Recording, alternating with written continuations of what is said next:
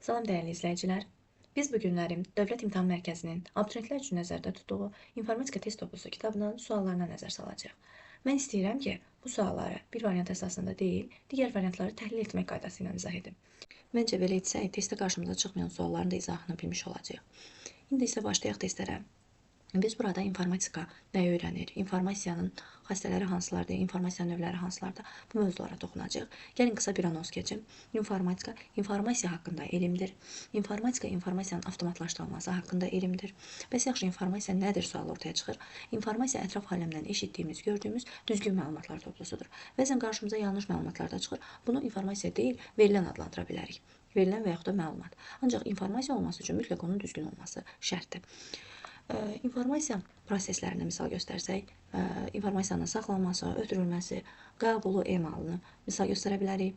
İnformasiyanın xassələrinə aktuallığı, adekvatlığı, tamlığı, faydalılığı, etibarlılığı misal göstərə bilərik. İnformasiyanın növlərinə vizual, qoxu, dad, taktil misal göstərə bilərik. İnformasiyanın təqdim olunma formasına isə mətn, ədədi, qrafiki və s. misal göstərə bilərik. İndi keçək testlərə. Testlərdə bunlar haqqında daha ətraflı danışarıq. Test 1-də deyir ki, bu işarə nəyi ifadə edir? Əvvəlcə düzgün variantı qeyd edirəm. A variantı da düzgün variant. Müəlliflik hüququnun qorunmasını göstərir. Amma digər variantlara da nəzər salaq. B variantında proqram təminatı piraçılığı qeyd olunubdur. Bu nə deməkdir? Ödənişli proqramların icazəsiz və qanunsuz şəkildə kopyalanması, yayılması və istifadəsidir. Daktiloskopiya nəyə deyilir? Daktiloskopiya insanların barmaq izini öyrənən və tanınması üçün istifadə edən elm sahəsidir. Kriptoqrafiya nəyə deyilir? Məlumatların gizlədilməsi və qorunması üçün bir elmdir. Məlumatlara elə şifrələyirlər ki, onu yalnız icazəsi olan şəxslər oxuya bilir. Kopyalama icazəsinin isə bir tərifi yoxdur. Keçək ikinci testə. Deyir ki, informasiya xassələrini göstərən sıranı müəyyən edin. A variantında toplama, saxlama, ötürülmə, emal və yaxud da qeyd elədim. İnformasiya prosesləridir. Mətn, ədədi, qrafiki, audio, video təqdim olunma formasıdır. Vizual, dad, səs, qoxu, taktil növləridir, informasiyanın növləridir. Müəyyənlik, kütləvilik, diskretlik, nəticəvilik, alqoritmi xassələrdir, qarışdırmaq olmaz. Və düzgün variant Y variantıdır, tamlıq, etibarlılıq, obyektivlik, aktuallıq. Keçir aşağıdakı üçüncü suala. Ziyanverici proqramların kompüterə daxil olması nəticəsində nə baş vermir? Biz baş verənləri tapmalıyıq və bütün variantlardan onları çıxanda düzgün variantı müəyyən eləmiş olacaq. Kompüterin öz-özünə yanıb sönməsi virusun əlamətidir. Bizə deyir ki, nə baş vermir? B variantı düzgün variantı, B variantını saxlayıram, sonda izah edəcəm. Kompüterin işlənməsinin ləngiməsi virusun əlamətidir. Proqram və reklamların monitora öz-özünə əks olunması virusun əlamətidir. İstifadəçidən xəbərsiz faylların silinməsi virusun əlamətidir. Lakin B variantında nə deyir? Kompüterin fiziki olaraq sıradan çıxması. Fiziki olaraq sıradan çıxması, telefon əlimdən düşür ekranı xarab olursa və yaxud da kompüter əlindən düşür monitora nəsə zədə verirsə və yaxud da klaviaturaya və yaxud da siçana nəsə olursa, bu fiziki sıradan çıxmadır və bunun kompüterin virusla heç bir dəxli yoxdur. Virus kompüterin içində olan bir proqramdır və daxildən kompüterə təsir edə bilir. Xaricdən heç bir qurulsuna heç nə edə bilməz. Yəni fiziki təsir göstərə bilməz. Aydındır, ona görə B variantı düzgün variantdır. Keçirik dördüncü suala. Antivirus proqramlarının növünə aid deyil. Antivirus proqramlarının hansılardır? Detektorlardır, vaksinlərdir, müfəttişlərdir, süzgəclərdir. Başqa nə var idi? Müfəttişi dedik, süzgəci dedik, vaksinləri dedik. Vaksinlərin digər adı immunizatorlardır. Bunu da qeyd edək, immunizatorlar. Və doktorlar. Bir də doktorlar var. Bəli, burada cavab Y variantıdır. Çünki Y variantı casuslar, virus proqramlarıdır. Detektor nə edir, onu deyim. Detektorlar kompütera viruslar aşkar edir. Doktorlar nə edir? Həmin virusu sağaltmağa çalışır, tapır və onu bərpa eləməyə çalışır. Vaksinlər nə edir? Vaksinlər biz korona vaxtı da görürdük, vaksin vurdururduq. Ölmüş hüceyrələrini insana, hər hansı bir xəstəliyin, hər hansı bir virusun ölmüş hüceyrələrini insana vururlar ki, həmin adam o xəstəliyi yenidən tutulmasın. Bu da həmin prinsipdir. İmmunizatorlar kompüterdə kompüterin yoluxmuş kimi göstərir. Vaksinə yoluxmuş kimi göstərir ki, həmin virus kompüterə bir də yoluxmasın. Süzgəclər nədir? Kompüterdə virusların yayılmasının qarşısını alır, icazə vermir yayılsın. Müfəttişlər nədir? İlkin vəziyyətlə müqayisə edir, ilkin vəziyyəti yadında saxlar və sonrakı dəyişiklikləri müqayisə edir əvvəlki vəziyyətlə. Aydındır. Keçdik 5-ci suallar. İnsanın qəbul etdiyi informasiya forması hansıdır? Analoq informasiyadır. Buna bəzən kəsilməz informasiya da deyilir. Kəsilməz. Kəsilməz, yəni sözümüzü kəsmək olmaz. Doğru dildə desək belə yadınızda saxlayın. Analoq və kəsilməz. Diskret, rəqəmsal və kəsilən informasiyalar kompüterdə olan informasiyalardır. Statik və dinamik anlayışı isə modellərdə qarşımıza çıxacaq. Modellərin hərəkətində qarşımıza çıxacaq. Statik modellər hərəkət etməyən modellərdir, dinamik modellər isə daim hərəkət edən modellərdir. Bunda modellər mövzusunda daha ətraflı danışarıq. Keçdik 6-cı suala. İnformasiyanın ötürülməsi prosesində aşağıdakılardan hansı rabitə kanalı kimi istifadə oluna bilər? Burada düzgün variant B variantıdır, nitq. Müəllim informasiyanın mənbəyi ola bilər, yəni informasiyanı ötürən şəxs ola bilər və yaxud da bəzi hallarda informasiyanın qəbul edicisi də ola bilər. Yəni müəllimi dinləyərkən, məsələn, informatika müəllimi, riyaziyyat müəllimi dinləyərkən burada qəbul edici yox, ötürücü yox, qəbul edici kimi çıxış edir. Auditoriya insan toplusudur, dinləyici toplusudur. Adətən universitetlərdə qarşımıza çıxır, şagirdlər bir otaqda yığılırlar, auditoriya yaradırlar və müəllim gəlib orada mühazirə deyir. Baxın, auditoriyadır, amma auditoriya təkcə şagirdlərdən yox, müəllimlərdən də ola bilər, valideynlərdən də ola bilər, cəmiyyətdə də bir neçə insan toplaşıb auditoriya yarada bilər. Və adətən dinləyici kimi olduqları üçün informasiya qəbul edicisi olur, amma yox, auditoriya informasiya verə bilərmi? Auditoriyada hər hansı bir şəxs çıxış eləsə, informasiyanın mənbəyi olacaq. Tələbə də həmçinin əksər hallarda qəbul edici kimi olur, informasiya qəbul edici. Amma bəzən informasiya ötürən şəxs kimi də ola bilər. Məsələn, hər hansı bir təqdimatı danışanda, şagird çıxıb təqdimat göstərəndə bu zaman informasiyanı ötürmüş olur. İndi keçirik 7-ci suala. 7-ci sualda nə deyir? İnformasiyanın xassələrini seçin. Diskretlik alqoritmik xassəsidir, bunu yuxarıda da qeyd etdim. Nəticəlilik alqoritmik xassəsidir, obyektivlik, müəyyənlik alqoritmik xassəsidir, aktuallıq düzgün variantı, kütləvilik alqoritmik xassəsidir. Düzgün cavab C variantı. Hansı informasiya metodunda, hansı şifrələmə metodunda həm şifrələmə, həm də deşifrələmə eyni açardan istifadə olunur? Ümumiyyətlə 2 cür metod var. 2 cür kodlaşdırma şifrələmə metodu var. Asimetrik və simmetrik şifrələmə. Asimetrik şifrələmədə 2 açar mövcuddur. Gizli və açıq açar. Simmetrikdə isə həm şifrələmə, həm deşifrələmə eyni açarla olur. Amma asimetrikdə şifrələmə açıq açarla, publikdə deyirlər ona. Deşifrələmə isə o nə idi? Publisher necə yazılırdı? İngiliscə deyə bilməyəcəm. Qapalı açar. Hal-hazırda yadımdan çıxdı. Qapalı açarla şifrələnir. Aydındır. Keçirik digər suala. Deyir ki, biometrik informasiya əsaslanan mühafizə sisteminə aid deyil. Burada düzgün variant A variantıdır. Fin-koda görə tanınma. Fin-koda görə tanınmanın açılışı desə açsaq, finin açılışını açsaq, belə açarıq. Fərdi identifikasiya kodu. Və bu fərdi identifikasiya kodunu asan xidmətlərdə dövlət tərəfindən verilir. Hər bir şəxs anadan olub özünə şəxsiyyət vəsiqəsi alanda hər bir şəxs üçün bir dənə verilir və bu ömrünün axırına qədər dəyişmir. Aydındır. Və bunun biometrik xüsusiyyətlərə heç bir aidiyyəti yoxdur. Yəni genetik bir xüsusiyyətə görə verilmir də o fin kodu. Sadəcə olaraq gəlirsən, sənə heç vaxt istifadə olmayan bir kod verilir və ömrünün sonuna qədər o koddan davam edirsən. Şəxsiyyət vəsiqəndə o kod olur. Gözün quzeyli qişasının şəklinə görə tanıma, bəli, biometrikdir. Nitqin özəlliyinə görə biometrikdir. Üzün təsvirinə görə biometrikdir. Ovucun izgisinə görə biometrikdir. Keçirik 10-cu suala. Hansı məlumatdakı informasiya obyektiv deyil? Obyektiv hər kəs tərəfindən qəbul olunan dəqiq informasiya deyilir. Pişiyin 4 pəncəsi var, bəli, dəqiq informasiyadır. Şüşədə havanın temperaturu 22-dir, düzdür. Müəllimin 45 yaşı var, konkretdir. 24 kilobayt, 1 megabayt da düzgündür. Burada D variantı. Bugün hava çox istidir. Sənə görə isti hava, mənə görə soyuq ola bilər. Konkret dərəcə vermədiyi üçün sən bunu obyektiv saya bilməzsən. Bu sənin subyektiv fikrindir. Sənə görə isti olan hava, mənə görə soyuq ola bilər. Keçdik 11-ci tapşırığa. Mülahizələrdən hansı yanlışdır? Kətan qrafik informasiya daşıyıcısı ola bilər, bəli. Kətanın üstünə şəkil çəkə bilərik. Kağız qrafik informasiya daşıyıcısı ola bilər, bəli. Həmçinin simsiz rabitə kanalları qrafik informasiya daşıyıcısı ola bilər. Buna Wi-Fi-ni göstərə bilərik. Bluetooth-u göstərə bilərik. Əgər desək ki, qrafik informasiyanı göndərə bilərik, ötürə bilərik, bu düzgün fikir sayılardır. Ancaq deyir ki, daşıyıcısı olsun, yəni onun içində yükləmək olsun. Simsiz rabitə kanalı Wi-Fi-nin içinə şəkil yükləyə bilərik? Xeyr. Diskret qrafik informasiya daşıyıcısı ola bilər, bəli, yükləyə bilərik. Kitab informasiya daşıyıcısı ola bilər, düzgün variantdır. Deməli, burada C variantı düzgün variantdır. İnformasiyanın qrafik təqdim edilmə formasına aid deyil. İnformasiyanın qrafik təqdim edilmə formasına aid deyil. Təbii ki, aiddir. Telefon danışığı düzgün variantdır. Diaqram aiddir. Sxem aiddir. Yol nişanı aiddir. İnformasiyanın səs, audio formasında ötürülməsi vasitələrinə aid etmək olar. Sxemlə etmək olmaz. Foto şəkillə səsi necə göndərərsən, yol nişanı ilə necə göndərərsən, məktəb dərsliyi ilə necə göndərərsən, təbii ki, radio ilə göndərmək mümkündür. Sonra 14-cü tapşırığa baxırıq. İnformasiyada səs audio formasında saxlanması vasitələrinə aid etmək olar. Diskdə saxlaya bilərik səsi. Burada olmaz, jurnalda olmaz, tarix dərsində olmaz, qəzetdə olmaz. Orada maksimum şəkil saxlamaq mümkündür. Papiros, diplom, kitab və kompakt disk arasında ümumi cəhətlər nədir? İnformasiyanın saxlanılmasıdır düzgün variant. Yəni hamısında informasiya saxlaya bilərsiniz. Onların hazırladığı material. Mən nə bilim? Yəni bəlkə gözümün qarşısına gətirə bilmirəm onları. İstehsal üsulu mənə nə? Qiyməti bəlkə biri 5 manata satır, biri 3 manata satır. Formasını da bilə bilmərəm. Hamısında necədir? Diplom necədir? Təsəvvür eləməyə bilərəm. Kitab necədir? Kompakt disk necədir? Bunu təsəvvürümə gətirə bilmərəm də. Ona görə ən düzgün variant və ən doğru variant A variantıdır. Meteoroloji stansiyalarda ətraf mühit parametrlərinin ölçülməsi hansı informasiya prosesidir? Meteoroloji stansiyalar hava haqqında məlumatları verən bir yerə deyilir və burada informasiya neyinir? Toplanılır da. Yəni hava necə olacaq və s. Bunlar informasiyanın toplanılmasıdır. Keçirik 17-ci tapşırığa. İnformasiyanın saxlanması vasitələrinə aiddir. Optik diskdə saxlamaq olar. Bu variantların heç biri uyğun gəlmir. Hansı informasiya daşıyıcısına aid edilmir? Prosesorla informasiya daşımaq mümkün deyil. Kağızda olar, flash kart harddisk yaddaş qurğusudur, DVD, həmçinin maqnitdən həmçinin saxlamaq olar. Maqnit internetdə streamer də adlanır. Mətni bir dildən digər dilə tərcümə etmək nəyə aiddir? İnformasiyanın emalına və təsvir dəyişir. Yeni informasiya almırıq, sadəcə görünüşünü dəyişirik. Antivirus proqramlarına aid deyil.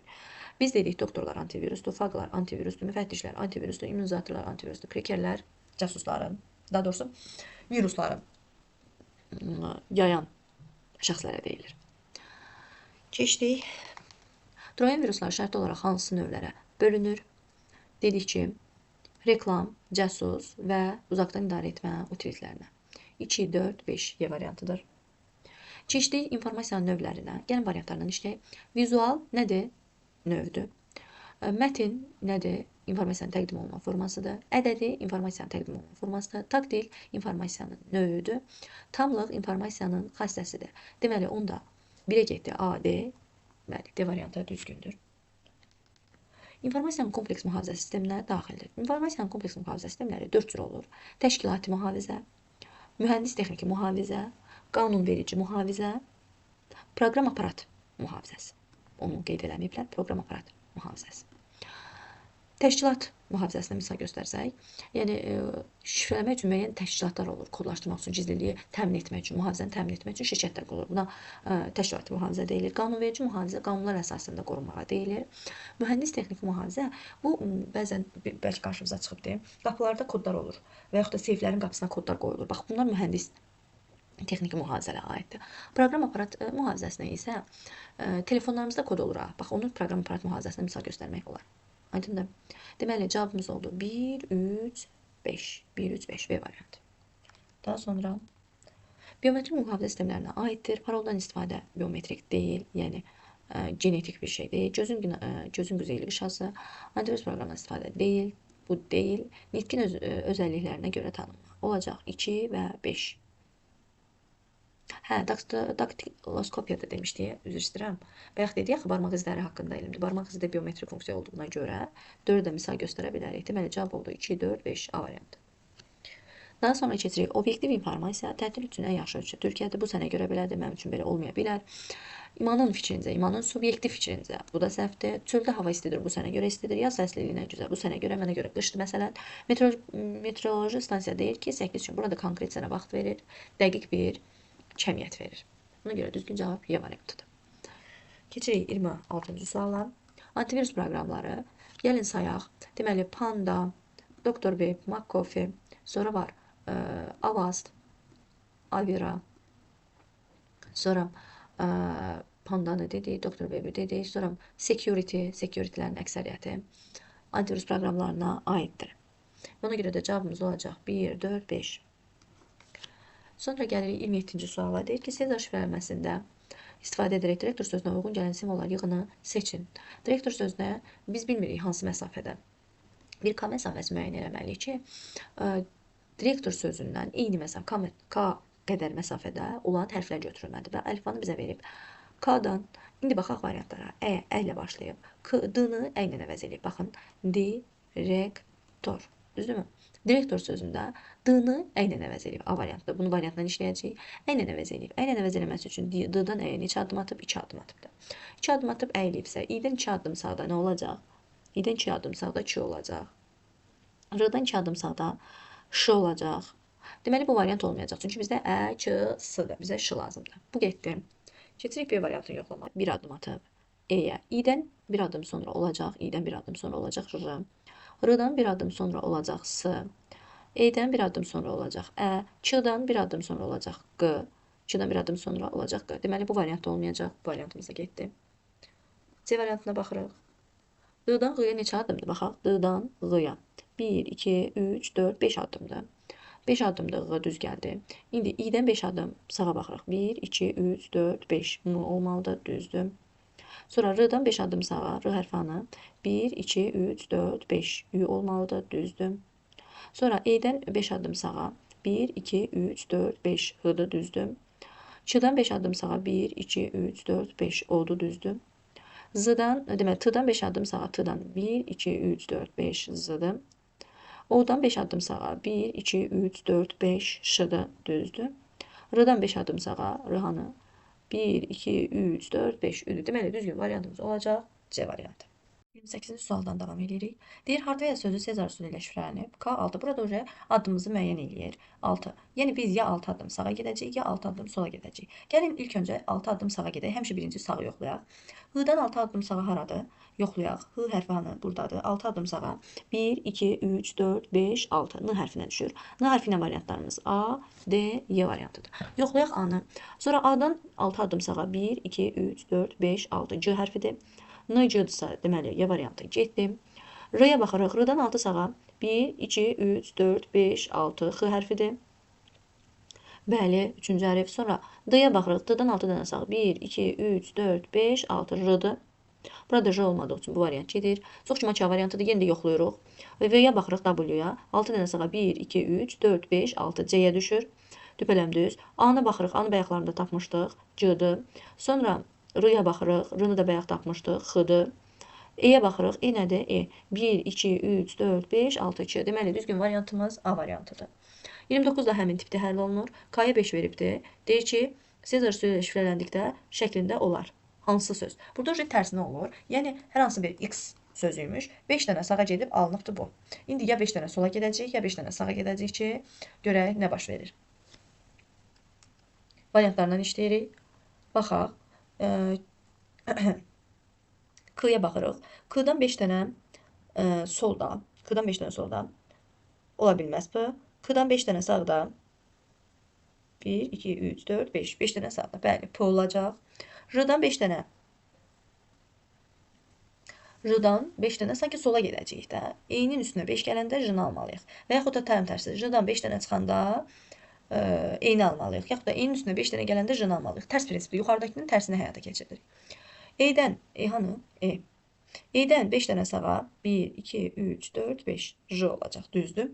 Y-yə baxırıq. Əslində K bu hissəsi hamısında eynidir. Ona görə K hissələrini yoxlamırıq. Daha operativ olsun deyə. 3-dən başlayırıq. 4-cü hərf B. B-dan 5 dənə sağa. 1, 2, 3, 4, 5. C-dir. Bizdə də C-dir. Düzdür. Ona görə elə bu olan variantlar olacaq. Ya bu, ya bu. İndi baxırıq. O-dan 5 dənə sağda. 1, 2, 3, 4, 5. T-dir. Bizdə də T-dir. Ona görə elə A variantı düzgün variant olacaqdır. Klaviatura sözündəki hər bir hərf əlifbada özündə müəyyən mövqe məsafədə yerləşən hərflə əvəzlənibdir. Yeni şifrə aşağıdakı kimidir?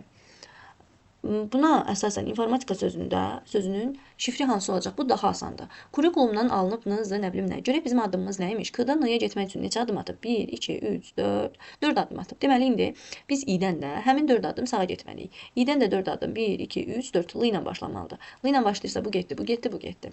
L, R, X, S, U, P, P. Bura qədər düzdür. İndi gəl bu E-dən başlayaq. 2, 4, 6, 7-ci hərfə baxaq. 2, 4, 6, 7-ci hərf A-da. A-dan 4 dənə sağ olacaq. 1, 2, 3, 4, D. Ona görə bizim cavabımız olacaq 30-da Y variantı. 31-ci sualla deyir ki, Nail fikrində 5 hərfli söz tutdu. Sözün hər hərfini əlifba sırasına görə bir mövqeyə sağa sürüşdürərək şifrələdi. Sonra isə ilk 3 simvolunu silib, son 2 simvolun sonuna qoydu. Sözün şifrələnmiş forması bu oldu. Bu sözü tapın. Gəlin bir dənə yekunu yazaq. Yəni yekunda bütün bu əməliyyatları yerinə yetirəndən sonra bu alınıbdır. Deyir, neyinir? Geriyə doğru gedək bir addım addım. Deyir ki, ilk 3 simvolunu silib, son 2 simvolun sonuna yazdı. Deməli, buranı götürürük, əvvələ gətiririk. Çünki əvvəl beləymiş. Sonra deyir ki, nədir? 3 simvolu götürdü və son 2 simvolun ardına yazdı. Elə deyir də şərtdə. Deməli, əvvəl beləymiş ki, bunu götürüb sona yazanda bu alınıbdır. Aydındır? Sonra nə deyir? Deyir ki, bundan sonra isə bir mövqeyi sağa sürüşdürərək alınıbdır K, F, S, S, Z. Deməli, onda əvvəl nəymiş ki, bir simvol sağa sürüşdürəndə 2 alınıbdır, onu tapmalıyıq. Q-dan bir simvol solu müəyyən eləməliyik. Bir simvol sol J hərfi imiş ki, onun bir simvol sağı Q-nu verib bizə. Aydındır? Variant olaraq da bir dənə uyğun gələn variant D variantıdır. Sualda olan varsa yenidən rəylərdə yazar. Keçdik. Lak sözü Sezar üsulu ilə şifrələnərək deyir, bu söz alınıbdır.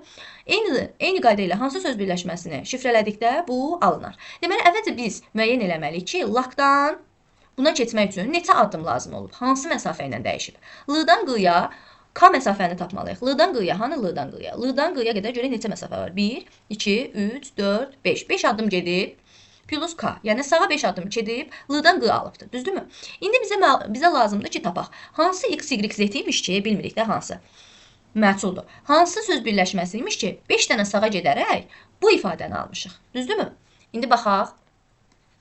Deməli, nə edəcəyik? M-dan uca 5 dənə solu müəyyən edəcəyik. Çünki 5 dənə sağ edib bunu almışıqsa, deməli 5 dənə solun tapaq görək. Hansı hərf imiş ki? Baxaq, 1, 2, 3, 4, 5. Deməli, H ilə başlayıb ki, H imiş ki, H-nın üstünə 5 dənə sağa gəlib, alıbdır M-nı. Aydındır?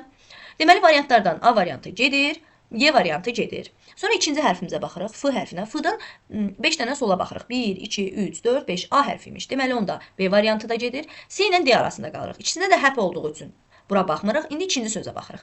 Deməli, hansı hərf imiş ki, 5 dənə sağa gedib C almışıq?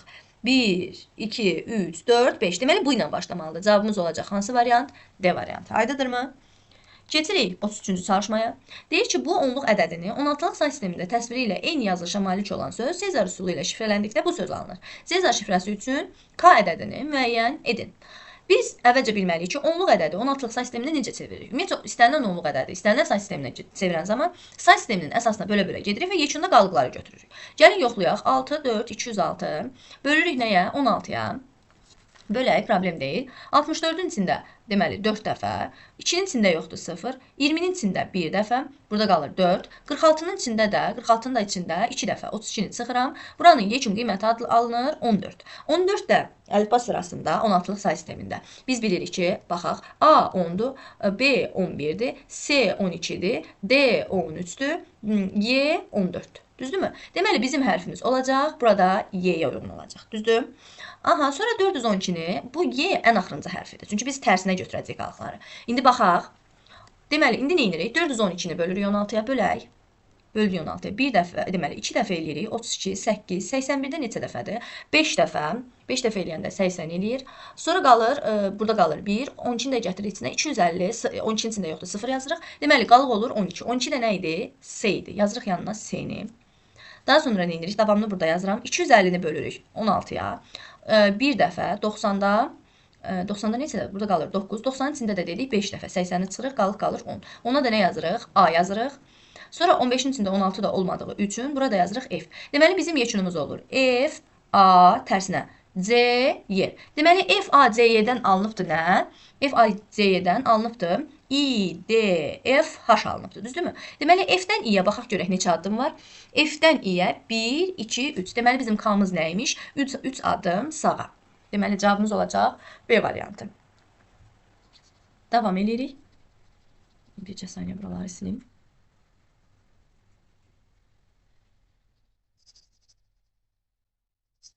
Okey. Keçdik 34-cü çalışmaya. 34-də nə deyir? 34-də deyir ki, Python sözünün hər bir hərfi özündən 4 mövqe məsafədə hərflə şifrələnibdir. Asandır, çox asandır. P-dan 4 mövqeyə sağa baxırıq. P hanı? 1, 2, 3, 4. T ilə başlamalıdır. Hamısı T ilə başlayır. Y-dan 4 mövqeyə sağa. Y-dan 4 mövqe 1.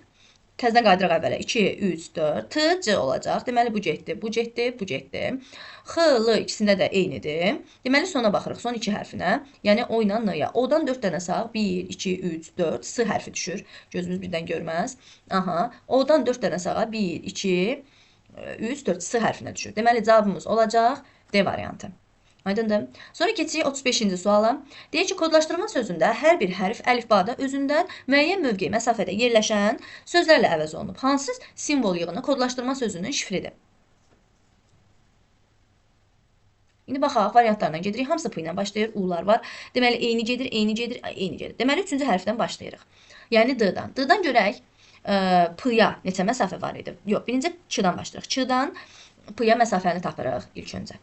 Oy. Görək ki, hansı məsafədən hərəkət edir. Bütün variantlarda P ilə başlayırsa, deməli, Ç-dan P-ya məsafəni müəyyən eləməliyik. Ç-dan P-ya məsafəyə baxaq. 1, 2, 3, 4, 5, 6, 7. Plus 7 addımdır, düzdürmü?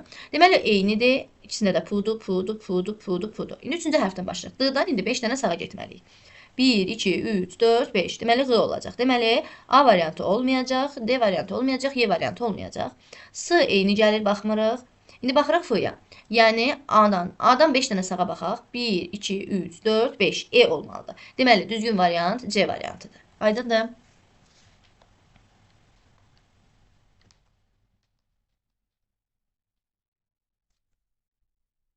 Hı hı.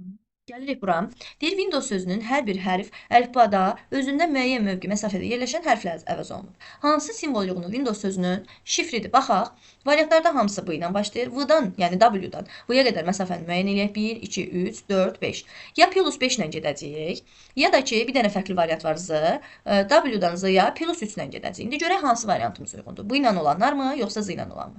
3 ilə gedəndə birinci bu təhdidəyə gəlin bunu yoxlayaq. İ-dən sonra 3 dənə sağa hanı? 1, 2, 3 lı olmalıdır. Deməli D variantı getdi. 3 məsafəsi getdi. Gəlin indi 5 məsafəsini yoxlayaq. Deməli bu ilə başlamalıdır, bunu bildik. İndi i-dən 5 məsafə sağa baxırıq. I-dən 1, 2, 3, 4, 5 n olmalıdır. Deməli B variantı da getdi. Sonra 3-cü sözə baxırıq. 3-cü hərfə baxırıq. Deməli n hərfindən. N hərfindən 5 dənə sağa baxaq. 1, 2, 3, 4, 5. Deməli hansı hərf olur? S hərfi olur. Deməli bu variant da getdi. Sonra baxırıq 4-cü hərfə D-ya. D-dan 5 dənə sağa baxırıq. 1, 2, 3, 4, 5. İ olmalıdır. Deməli variantımız olacaq Y variantı. Aydındırmı? Keçirik 37-ci suala. Burada nə deyir uşaqlar? Deyir Eltac Sezar şifrələməsi. Bir dəqiqə üzr istəyirəm. Aha, Eltac Sezar şifrələməsindən istifadə edərək fizika sözünü K2 olaraq şifrələdikdən sonra alınan simvollar yığını tərs çevirərək K3 ilə yenidən şifrələyir. Dostunun yolladığı şifrələnmiş simvollar yığını müəyyən edin. Deməli fizika sözünü əvvəlcə nə edir? K2 ilə şifrələyir. Gəlin yoxlayaq fizika sözünü K2 ilə. Yəni olacaq baxın fizika qoy yazım ki gözümüzdən görək. Fizika F-nın 2 dənə sağı nə olacaq? H olacaq. İ-nin 2 dənə sağı Ç olacaq. Z-nın 2 dənə sağı B olacaq. Aha. Sonra i-nin 2 dənə sağı bayaq da dedik. Ç olacaq. K-nın fizikal Ç-nın 2 dənə sağı M olacaq. A-nın 2 dənə sağı C olacaq. Bu bizim ilk şifrələməmiz. Sonra deyir ki, şifrələdikdən sonra simvollar yığını tərs çevirək. Yəni bax bura belə gedəcək də. K3 ilə şifrələnir. Yəni C-dan 3 dənə sağa 1, 2, 3 F olacaq. Sonra nə olacaq? M-dan 3 dənə sağa 1, 2, 3 P olacaq. Niyə görə belə eləyirik? Deməli variant çıxdı D variantı. Çünki deyir tərs çevirək. Yəni C-dan başlayırıq burada. Tərs çevirəndə olur belə. C, M, K, B, K, H. İndi bunu tərsinə eləyəndə təbii ki, birinci C-dan 3 məsafəni tapacağıq, sonra M-dan 3 məsafəni və beləliklə cavab tapılacaq. Keçirik Aha, indi 38-ci suala baxırıq. Deyir Sezar üsulu ilə mətnin tək sıradakı hərfləri 3 vahid sağa, cüt sıradakı hərfləri isə 2 vahid sola şifrələnir və nəticədə bax bu alınır. Nəticədə bu alınır. Deyir orijinal mətni tapın. Deməli gəlin nəticədə alınanı yazaq. L, L, I, M, U, K, D, R, L, C, R, L. Düzdür? Və nömrələyək. 1, 2, 3, 4, 5, 6, 7, 8, 9, 10, 11, 12. İndi tək yerdə duranlar, yəni 1, 3, 5, 7, 9, 11. Deyir ki, tək yerdə duranlara 3 vahid sağa. Deməli 3 hər hansı bir ədəd imiş, ədəd yox, daha doğrusu hərf imiş. 3 vahid sağa sürüşdürülüb, L alınıb. Deməli biz nə etməliyik? 3 vahid sola sürüşdürməliyik ki, əvvəlkini tapaq. Düzdür? L-dan 3 vahid solda hansıdır? 1, 2, 3. İ hərfi imiş ki, i-ni 3 vahid sağa sürüşdürüb L-nı almışıq. Düzdür? Bunu tapdıq. İndi gəlirik 3-ə. İ-dən 3 dənə sol F hərfidir. 5-də U-dan 3 dənə sol 1, 2, 3 R hərfidir. 7-də D-dan 3 dənə sol A hərfidir. 9-dan 3 dənə sol İ hərfidir və yaxud da demişdik. R-dan 3 dənə sol O hərfidir. Baxırıq variantlara. Ən çox uyğun gələn, yəni buna uyğun gələn hansıdır? B variantıdır.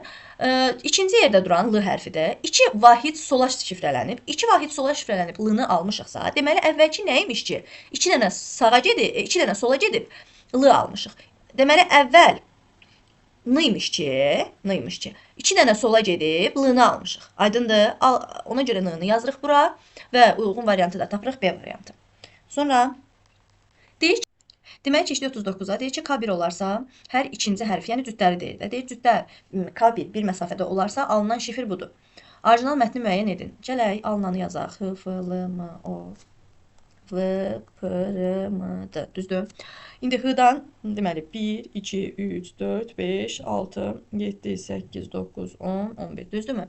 Deməli F, M-nı dəyişməliyik. H olduğu kimi qalır.